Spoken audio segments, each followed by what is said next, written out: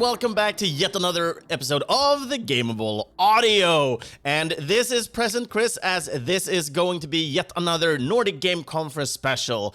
And this time I am joined by Pelle Cahndlerby, and I am so sorry that I mispronounced it the first time when we got to meet each other. I didn't have any sort of notes or anything, so it just came on top of my... Well, everybody will kind of know that as they listen in on the episode.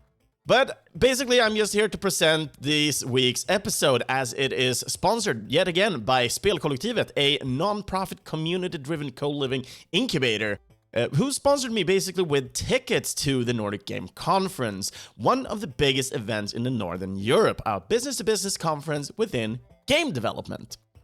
So the vision of Spelkollektivet is to build and create a space for indie developers, which kind of transcends the borders.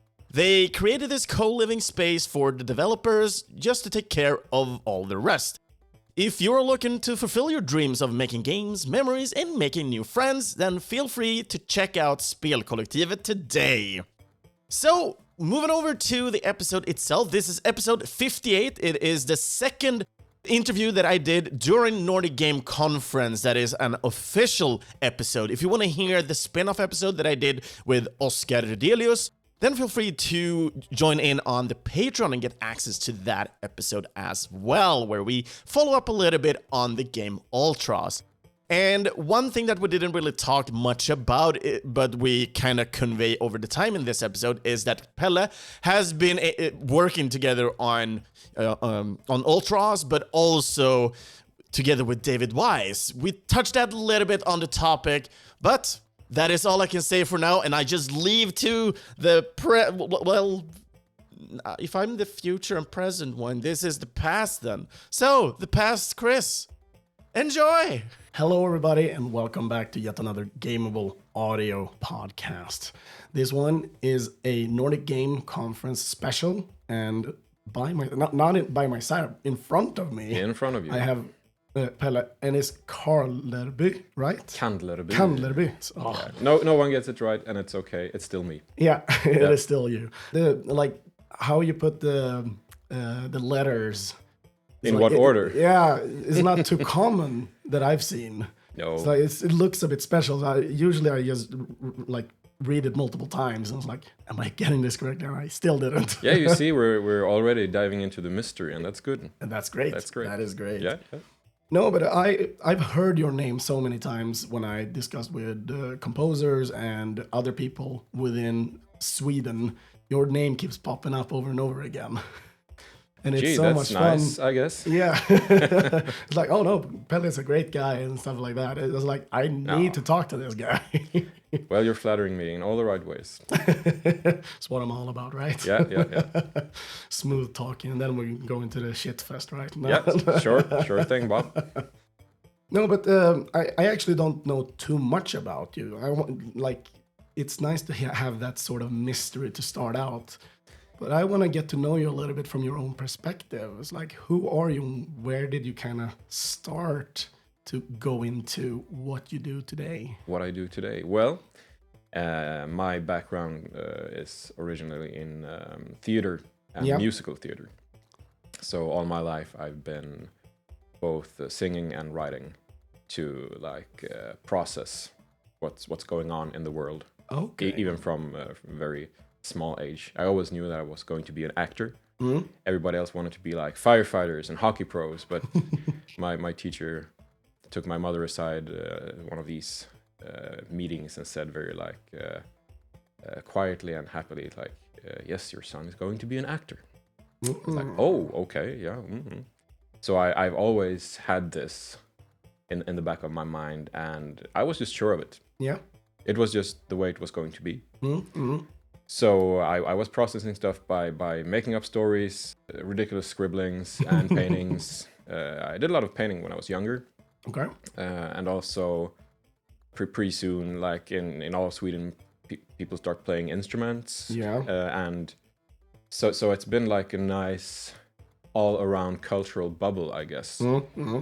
But it was really first theater and then musical theater and dancing. I went to the ballet academy of Gothenburg and had my degree as a professional yada yada yada musical artist and stuff.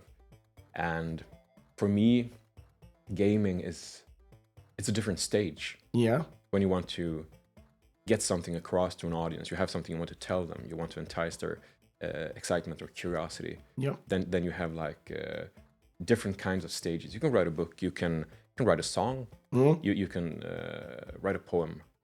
But then you also have this medium that is also very interactive. Yeah. And of course, when you're in theater, you have of course a place where you interact with the audience. Yes. And that can give a lot of different things. But with games, it's also an immediate response with where do you want to go as an audience member, as a participant?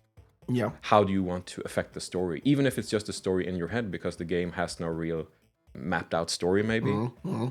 But you can still like build visions and worlds in your head, even if it's just like in small bits and pieces and pixels. Yeah. So for me, playing the first games that really maybe affected me, I've come to realize is the original like Legend of Zelda.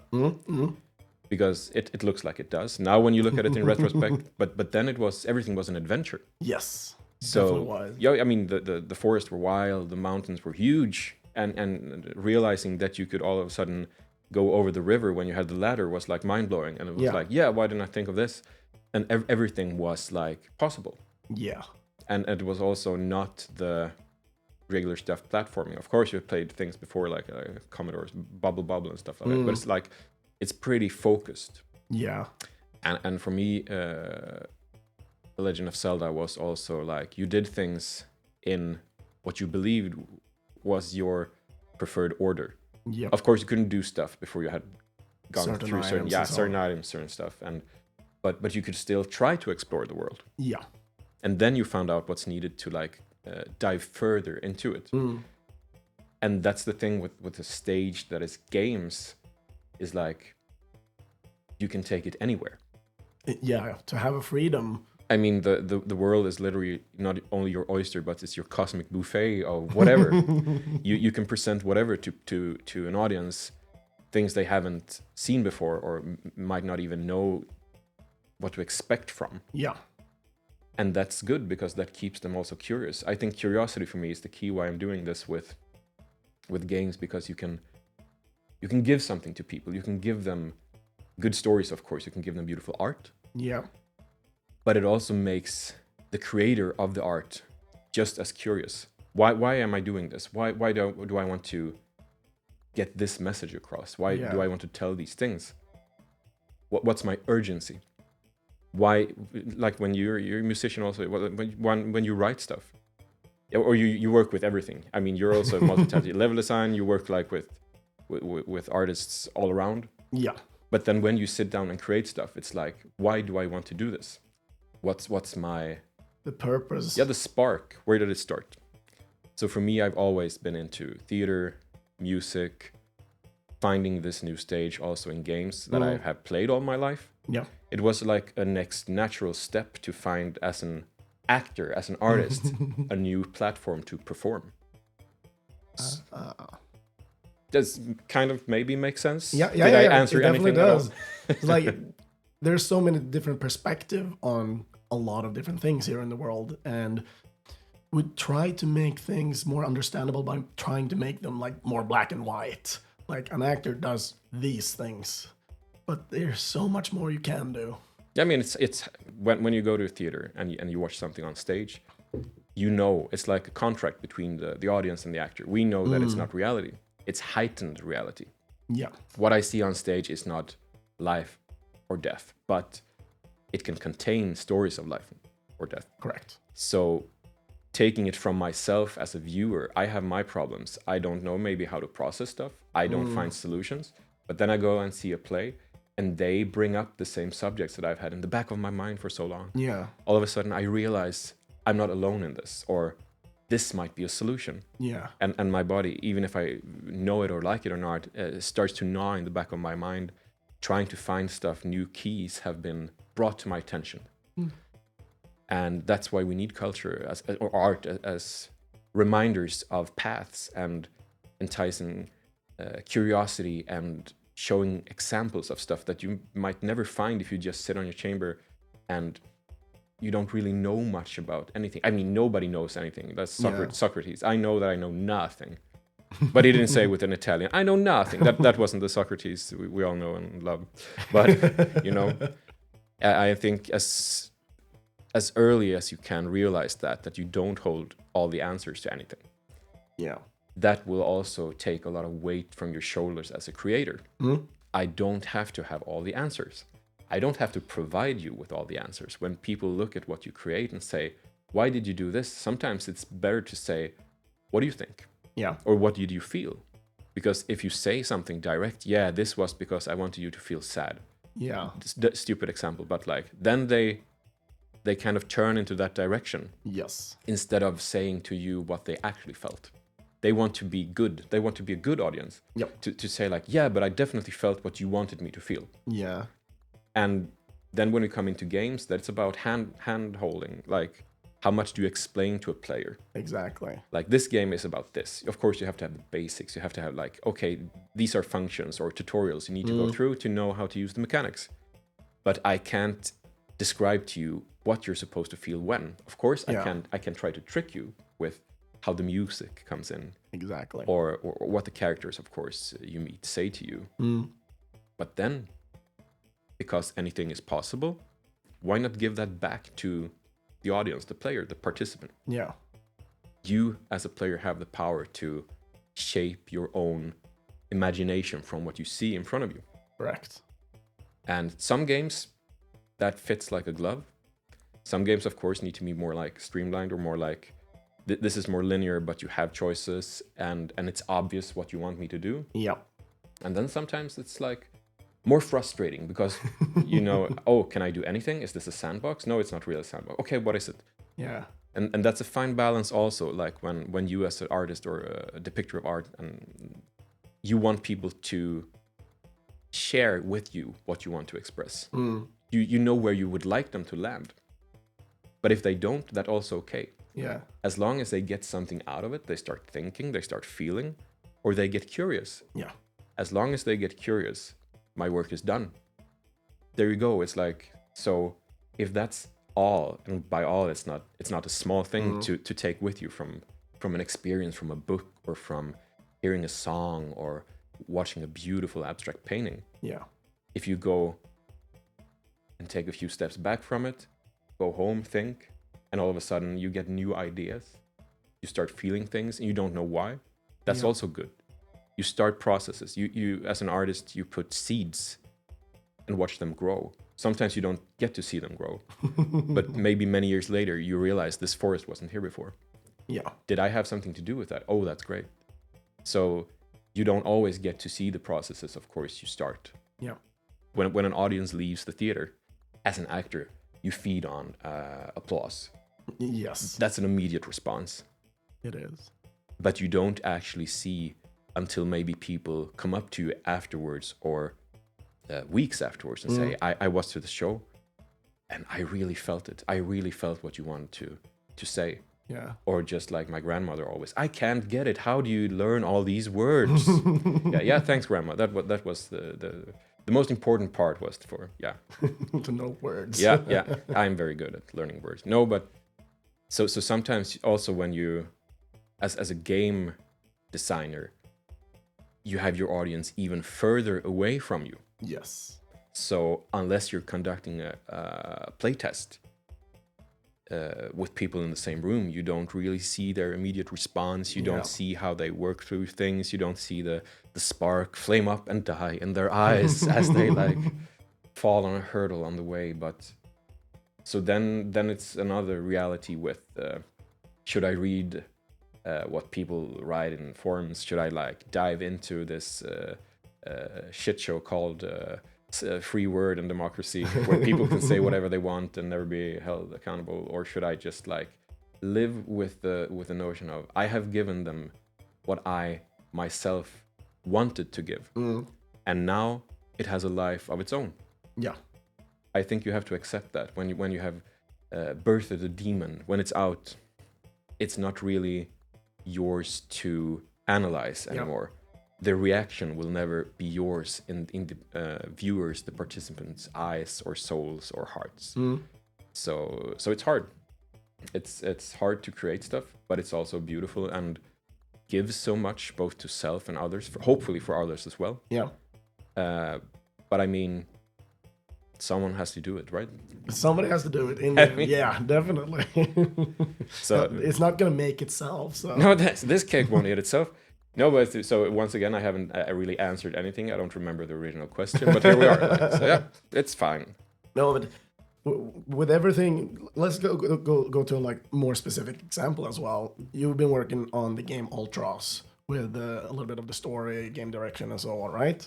Yeah, with the narrative part and dialogues, text descriptions, poetry, and all over like a poetic vibe. Yeah, and I think Ultros is a great example to talk about these things when we're talking about interpreting things, because you put it so beautifully with the words you used for this, in my opinion, because I haven't really thought about it in the same sense that you're explaining, but I understand what you're saying, and it's like, yeah, it actually makes me think about that. Yeah, that's correct. So with a game such as Ultros, there's a lot of things, like it's not black and white necessarily. Things change all the time in that game. And I really like that part of the game, because usually when we're playing games today, we really have this handheld, like, oh, it is the damsel in distress in Mario, you need to save the princess, or you're playing these action games like, yeah, we need to take down the evil organization. But with Ultros, it doesn't really necessarily have like a pure evil that you need to defeat necessarily, but you're still like learning and trying to incorporate understanding into the experience. And that's what I really liked about Ultros. In the end, I don't even think I fully understood what it was all about. Hey, I don't even really understand what it's all about, and that's also okay, I guess. Yes. But to be more focused in the answer about like what Ultros is in that regard, of course, talking black and white, Ultros is all the colors of the known universe and all the colors of the unknown universe. It's like an explosion for the senses. When you dive into Ultros, you dive into colors, symbolisms, vague descriptions of stuff, and like impressions. You get bombarded by impressions. Yes. And if you're not used to that, it takes a bit of adjustment. Yep. But soon, when you start exploring, you find some kind of method to some of the madness. But it's also about the game like Ultros is hard to... You have so many things telling you stuff. Yeah. And as a writer, the most important thing, even if I like to cram in sometimes many words in things to describe stuff, it's also more important to edit yourself. Yeah. To say more with less. And that goes double when you have such an expressive art style that's already saying so much about the environment, about the mood. And then you have Oscar, the Rat Vader, Rydelius, beautiful music also bringing the emotions in. Yeah. For me as a writer, to chop that up into pieces and try to just put so many words as possible in would be outright wrong. Because there are not a lot of information and text in this game. Not until you read the descriptions for fruits, guts, or you know, as you do, you find guts, fruit everywhere, as you do in space. No, but then I have to choose as a writer, where can I put the information that I need for the players to know? Yep. And then you have your, of course, classic tutorial, because it's just with theater, we have an understanding between, an understanding between us as players. This is a game. It's going to give me instructions. Yes. And that won't take me out of the experience. So then you have tutorials that need to be clear. Yep. I can't, as a poet, make them so flowery so you don't realize what button you're going to use. Yeah. That needs to be like sharp and precise. Yes. And then you have dialogues where you want people to get a feel for a character you meet. But that's also done from the character portrait. That's done from the music playing in the background. Yeah. From the colors of the clothes, for the name of the character. Yes. So then maybe you want to keep to a minimum of like some players just click through, of course, text. So why don't do them the courtesy of giving them less clicks to like get through? So, and then that leaves you with, okay, so now I have dialogue to say things, I have tutorials, I have, my favorite is always the descriptions for items. It goes back to when I was working on the SteamWorld games, where I could like, you did a crazy name for some nice utility or gun or something like that. Then you had a description, which I could work very freely with. Yep. And then I always started to put a quote at the end of each description, where I would just go bonkers bananas and do an obscure reference to pop cultural phenomenon or something I liked or something that just brought a vibe. Yeah. So doing that for like the neon space fruits that we have in Ultros. My favorite will always be like for the bubble fruit. There's a small short description, a beautiful depicted picture of the bubble fruit, and then I felt, okay, how do you describe a fruit? You can do it by describing a taste. Yeah. You can do it by describing its peel, its colors, its classification, its family. Yeah. So doing all that research, you become like an expert on so many levels. For 3 weeks, I had everything about biology and fruitology and whateverology and like being like highbrow, high-minded. And then after 3 weeks, everything gone. Yep. Blank as a page on the table. Like, but then it was like, how do I want to throw in a little curveball here that could describe? And then it was just like simple sentence saying, "I'm not angry," said the bubble fruit.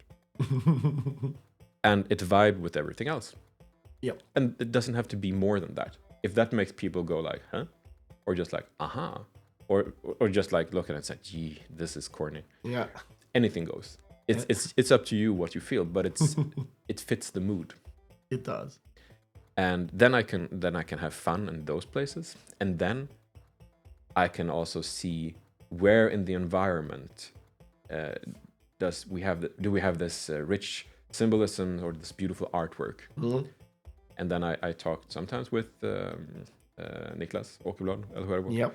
It's like I could say, oh, but here maybe we should have like a vision here, that you pick up this and you get a vision from things that had happened in the past from the realm dwellers here in a short poetic sequence. Or he could say like here feels like a place where you should give room for some poetry. Yep. But you can also, of course, view it as it's a pacing problem. Sometimes you want people to get into a flow when they play. Yeah. So you don't want to disturb them with too much information because they're already living in a color factory. Like, yes. Yeah. And they have the music, the beautiful music leading them forward or inward. and then all of a sudden you have to like feel, I can't really put text here. I have to wait until we get up here where it's like time for breathing, to take a breath. Yeah. And then you can give them this 3-part poetic verse, which will make them understand nothing. But I know that further along the road, they will find another piece of this poetic puzzle. Yeah. That will make them understand. Oh, wasn't this name mentioned in this verse about this country or this land or this realm? So that also makes it an intricate but fun web to kind of put together. Yep. So editing yourself, because there's so many impressions and richness to the style. Yep. And your part in this is to collaborate. I mean, you don't have to shoulder it all just because you feel like you have a narrative responsibility to say things, because the art is already unloading millions of things onto you, and the movement of the character speaks to you, how it responds, and the mechanics and the puzzles and the backtracking and everything tells you something. So then you realize that we're in this together. We need to utilize common love for the game. So I don't have to feel responsible for saying everything, describing everything, because many times less is more when it comes to like, I know they will get this because they come in from this direction. They meet all these plants and they see that they need to go up here. Yeah. I don't have to like have a character say, "Hey, listen," you know. No navi needed. Yeah, sometimes you do. Sometimes it can be fun. Yeah. But that's because you kind of know the form for it, so you can play with it. Yes. And then, of course, people will get frustrated by not being held by the hand. And some people can find that very frustrating hard sometimes because a lot of people are utilizing the handheld mechanic. Like, follow this way and we'll help you. And all of a sudden you're dropped into a Dark Souls game and you're like, I know nothing and this game sucks because I don't know what to do. Yeah, and that's also a balance you have to find in yourself. Like, what do I want people to feel? What's important for me? If it's very important that you reach this point in the game or this conclusion, maybe you have to give them more crumbs. Maybe you have to like... fix the sidewalk for them so they see where they can go. But sometimes it's also rewarding for a player to feel smart. Yeah. Like, oh, this was the way. Have everyone tried this? And then you reward them by not giving them anything or small pieces when you think it's needed. But then also you're a master of your own game, so you tend to play through stuff and think this was nothing. Yeah. So I think the first lesson is that always to see yourself as a super user, of course. Yes. You have all the answers. You're the expert. So dumb down some things. It's a puzzle. It's a balance act. Yeah. But considering as, for example, when you're able to put flavor text to like items and so on, do you like to put like foreshadowing things, for example, into text that explains the world a little bit more, or is it more suitable to put in text that is more suitable for the play experience? Yeah, it's a bit of both. And I mean, of course, sometimes if you have an item related to a character or in a certain area, you can hint stuff about the past, also the lore of certain stuff, or just be vague about things, but it fits the mood. Or use words that maybe this character uses when they talk. Yep. It can be very subtle, and some people will see it, connect it, and think, oh, this was smart or fun or whatever. But for those that don't pick up on that, they will still think that it's an interesting maybe object. So it will still give them something. And this is a puzzle that people themselves decide what's the final picture. Yeah. And that's interesting, because sometimes it's really important for someone to say, like, I want you to feel this. Yeah. But in this particular case, I mean, it's a mechanical living work of art. And you're part of the art as you're playing. If you want to dive back into it, to experience it more or in a different way, that's very good. But it's really up to the player sometimes, really, what you want to take away from it. You find one mechanic very rewarding, and you can play with it for hours. Yes. And sometimes people reach one ending of any game and think, but that's enough for me. I've done this now. It was very nice, but I reached an end, so I have a closure. Yeah. And sometimes you have games, your comfort games you go back to when you I don't know what to play. Should I play something new that's 80 hours, 200 hours long, or should I take this bite-sized nice comfort food that I always go to, like small game or an hour or two?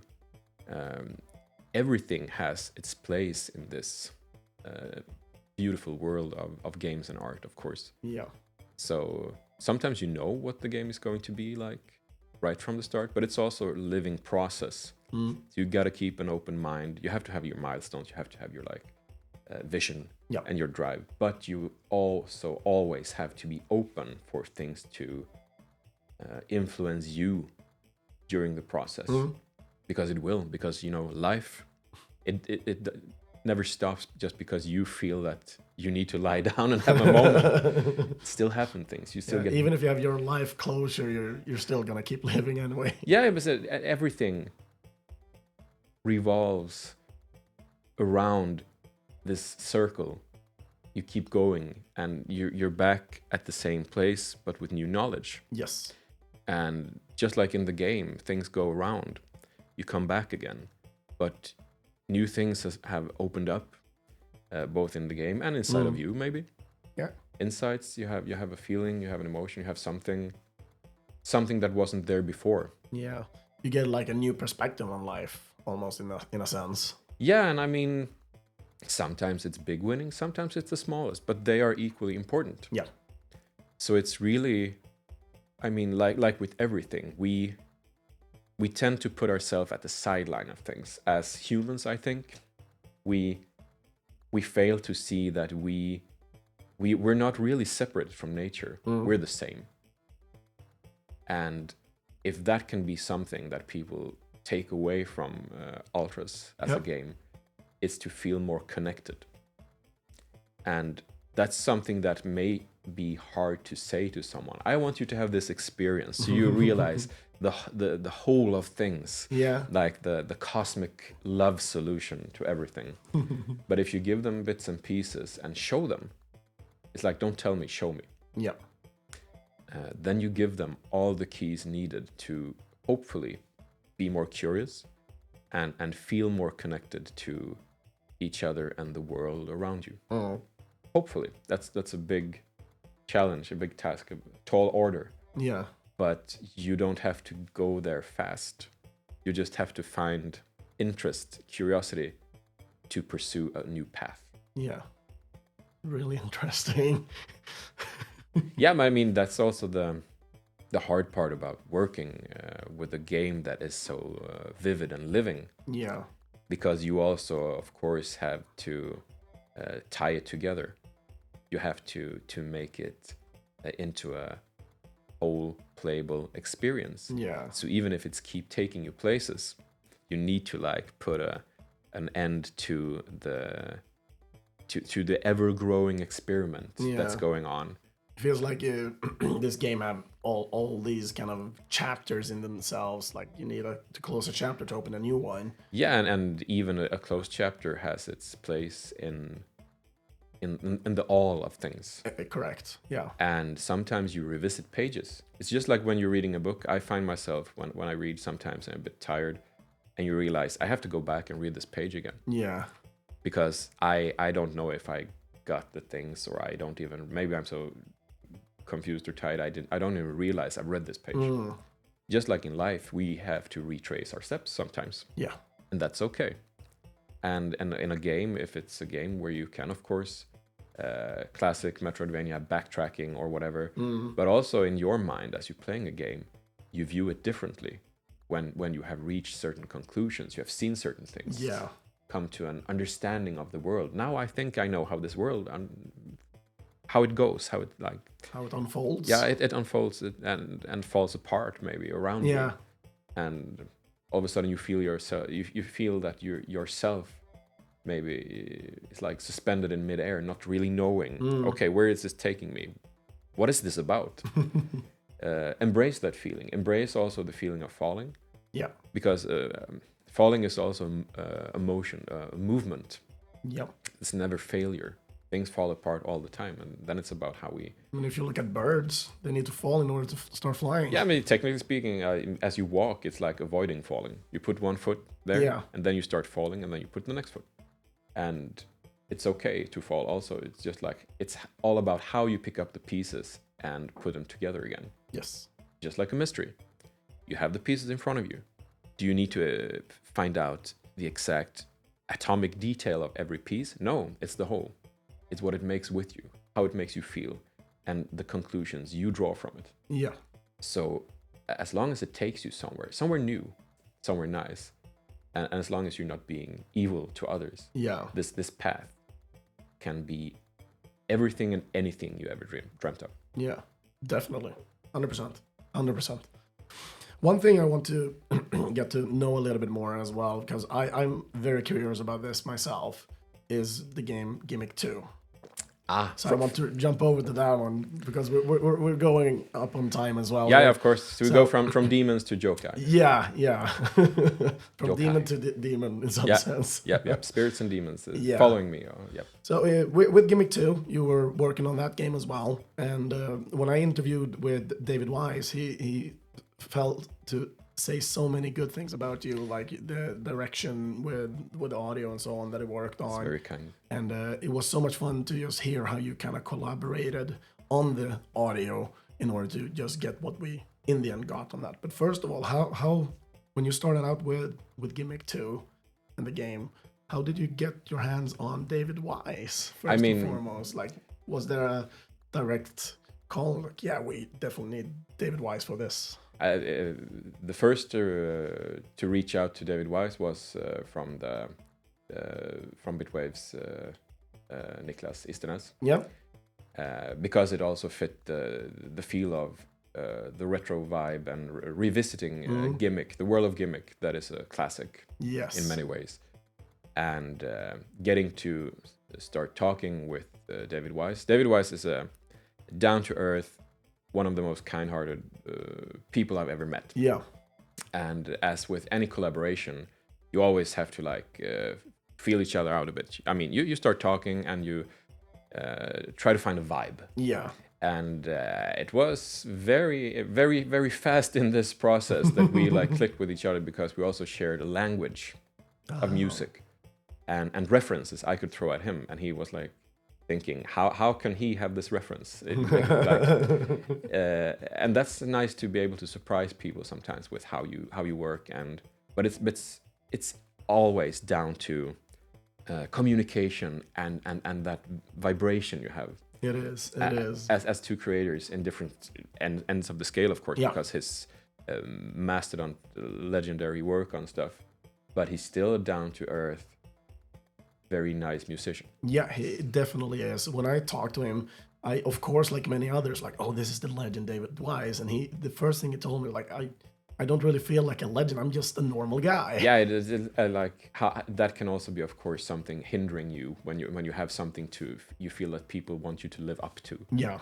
But when we started like talking, I was doing creative direction and audio direction. Yes.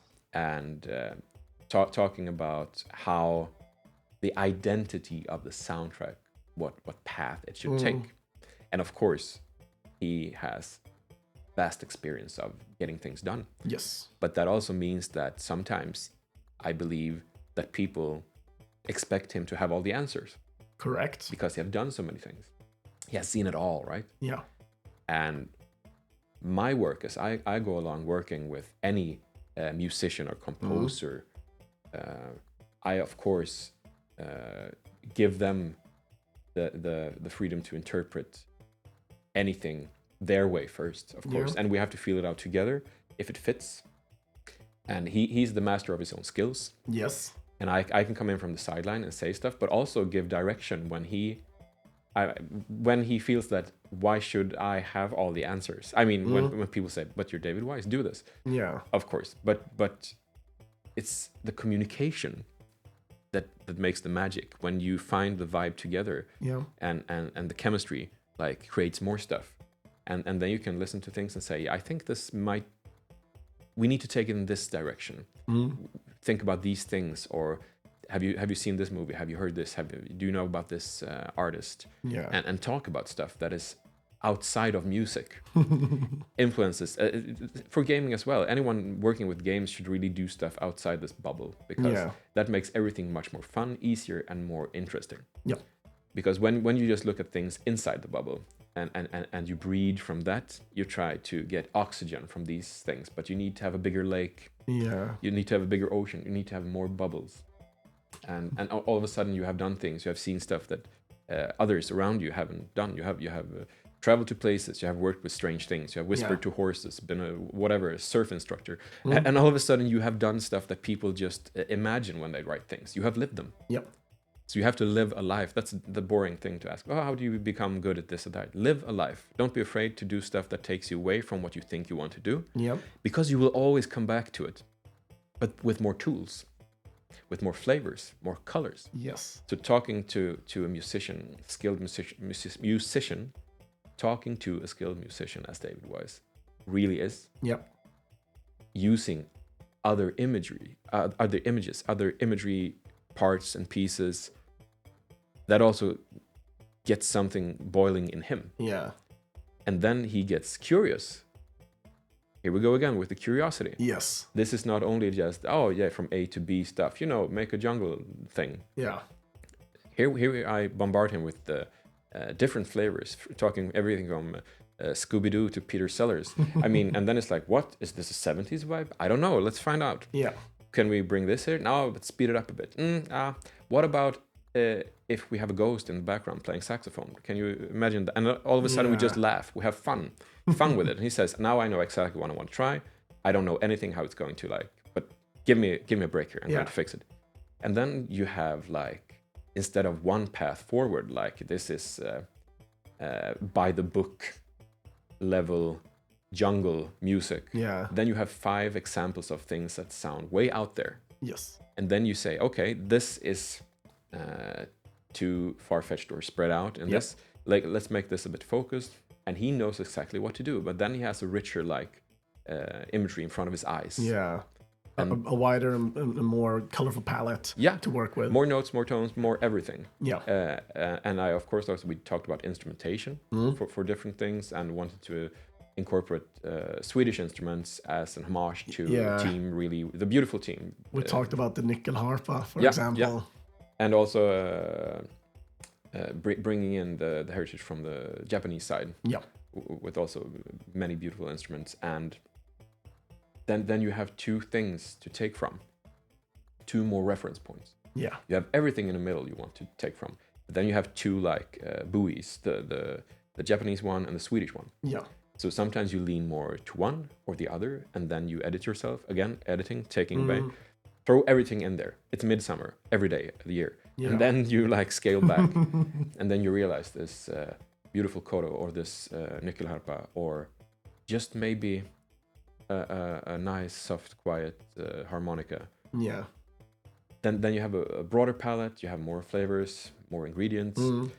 And most important thing is you have fun. It's creative. You bounce things off each other. I think that is the most important thing to think about when making games, no matter what you do within the games, to always make sure you're having fun. Because that is something that the players will feel when they play the game. That, hey, the developers had fun making this, and I'm having fun playing it. And then, if you can, I mean, we moved out of the production, and we had fun outside of it as well, sitting in like a nice quiet jazz place, having a beverage of choice, and just like talking about life. Yeah. And peeling more and more like close of this onion of what can be done. And also getting to know each other, because that's also important. Yes. Understanding each other's feelings overall, because that could also just make things easier to understand. Yeah, I mean, where people are coming from. After having like bombarded him with stuff for such a long time, then he realizes this is what you're coming from. This is where you're coming from. And I kind of expect what you're going to say about this. Let me say this. And then you can like, it's like a tennis game. Yeah. But you're both on the same side.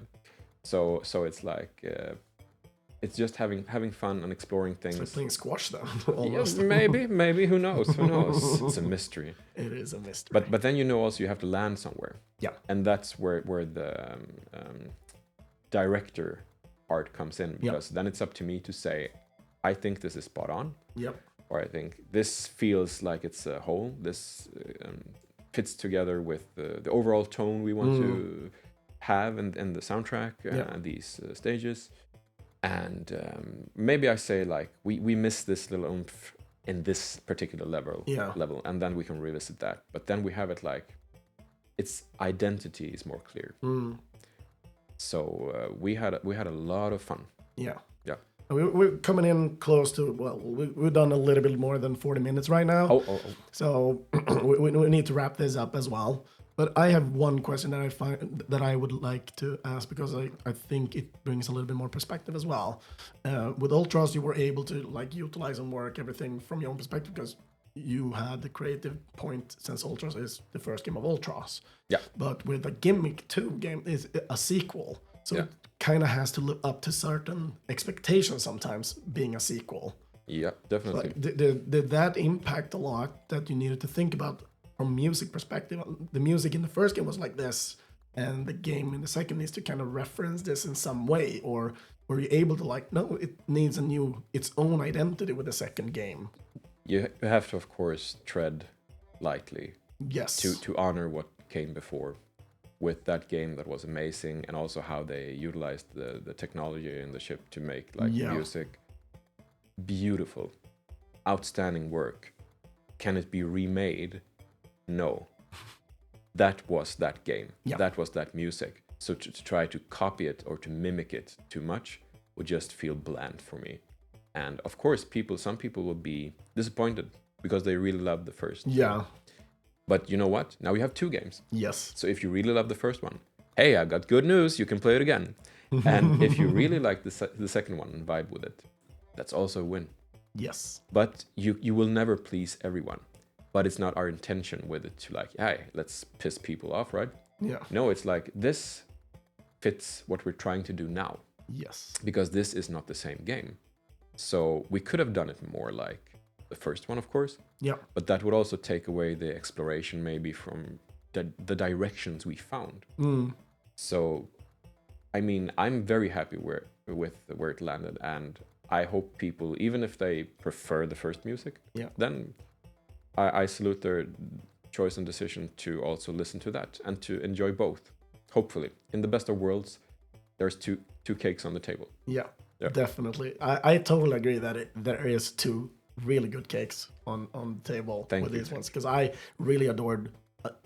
I thought I was like, oh, it's going to be much like the first game, but it wasn't. I really adored the first game, and I really loved the second game in what came out of the soundtrack on that one.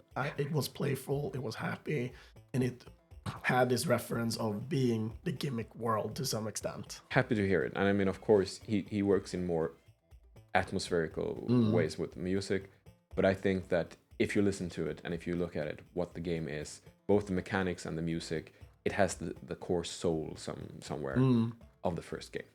Yes. Yeah. So thank you so much, Pelle, for taking your time out of the Nordic Game Conference. Yeah, it's my pleasure. Hang out with me, talk about your work within the game industry. Anytime. It's been a nice ride from start to finish. So it's I who should be grateful to be here. Thank you.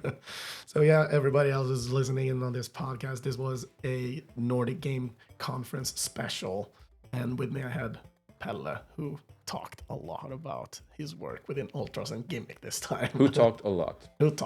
I love that. I'm happy that you were able to talk a lot, because everybody hear me on my voice. It's cracking up a little bit. I can feel it myself. So just like Kevin Costner said, I'll breathe for both of us. Thank you so much. And everybody out there, take care and see you guys next time. Ciao.